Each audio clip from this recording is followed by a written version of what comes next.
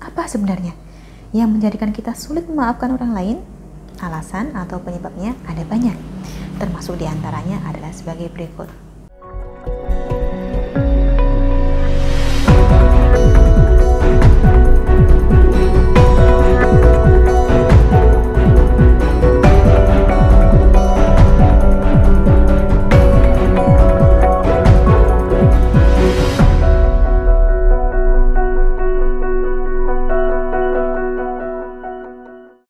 Salam Rahayu, dengan Dewi Suntari di sini. Apa kabar Anda hari ini? Semoga selalu sehat dan selalu diberikan kemudahan dimanapun Anda berada. Kali ini, bahasan kita adalah tentang memaafkan. Bukan cuma sekali dua kali saya menekankan tentang betapa pentingnya memaafkan.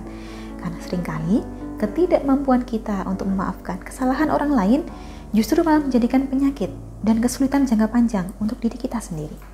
Tetapi mau ditekankan berapa kali pun, sebagai manusia, ya mau tidak mau kita tetap perlu mengakui bahwa memaafkan itu tidak selamanya mudah. Ada kalanya kita sudah berupaya ikhlas, sudah berupaya melupakan dan mengambil pelajaran dari apa yang terjadi. Tetapi di dalam hati, kita masih belum bisa memaafkan orang yang bersangkutan. Apa sebenarnya yang menjadikan kita sulit memaafkan orang lain?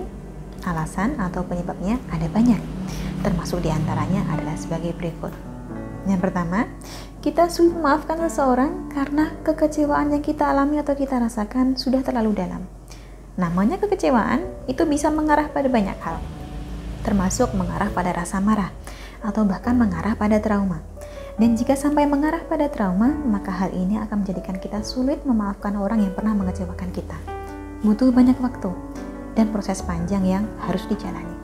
Yang kedua, akan sulit juga bagi kita untuk memaafkan seseorang bila kita memiliki kebiasaan untuk selalu mengingat kesalahan orang lain. Anehnya, orang yang cenderung selalu mengingat kesalahan orang lain kerap kali justru mudah sekali melupakan kesalahannya sendiri. Kemudian penyebab yang ketiga adalah karena tidak ada niat. Anda ingin berusaha memaafkan, tetapi tidak benar-benar ada niat untuk memaafkan orang tersebut. Padahal niat merupakan poin penting.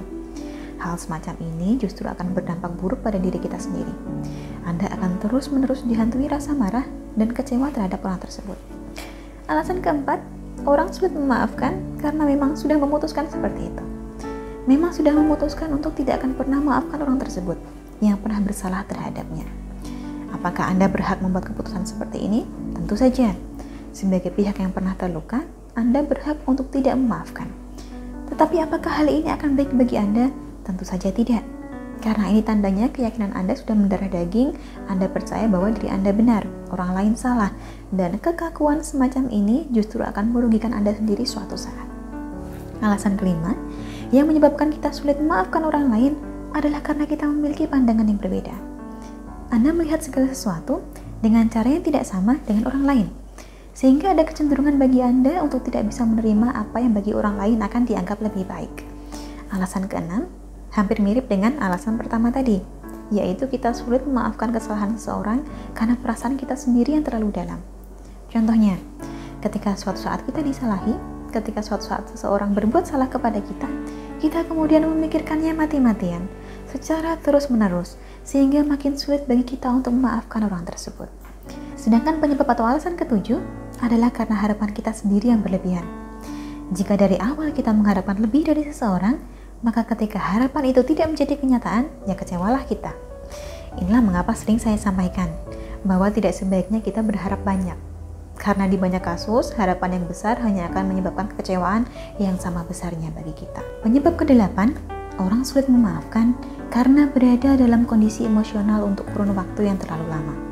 Jadi kejadian yang melukai Anda ini tidak terjadi semenit 2 menit, tetapi merupakan suatu kejadian yang berlangsung panjang.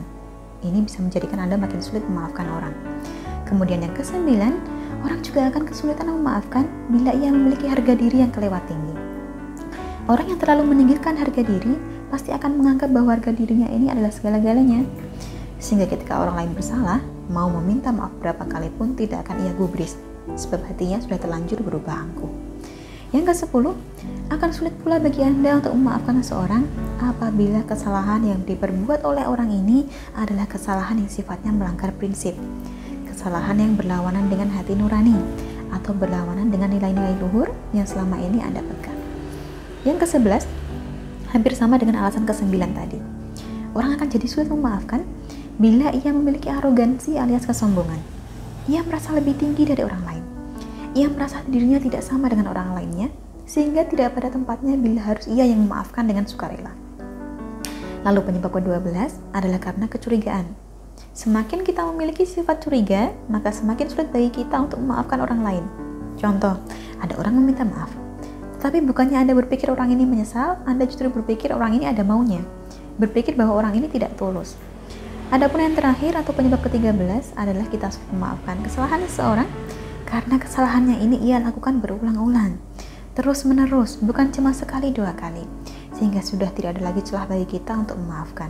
Tidak ada itikat baik dari orang ini untuk berubah. Kurang lebihnya itulah 13 alasan untuk penyebab mengapa kadang kita sulit memaafkan orang lain yang pernah berbuat salah kepada kita.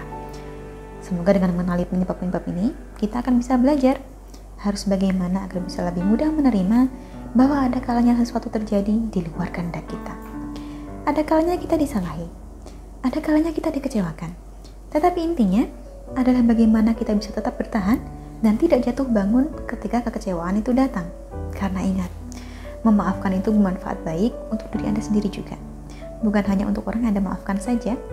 Akhir kata dari saya cukup sekian. Terima kasih telah menyaksikan. Sampai jumpa di kesempatan berikutnya dan salam rahayu.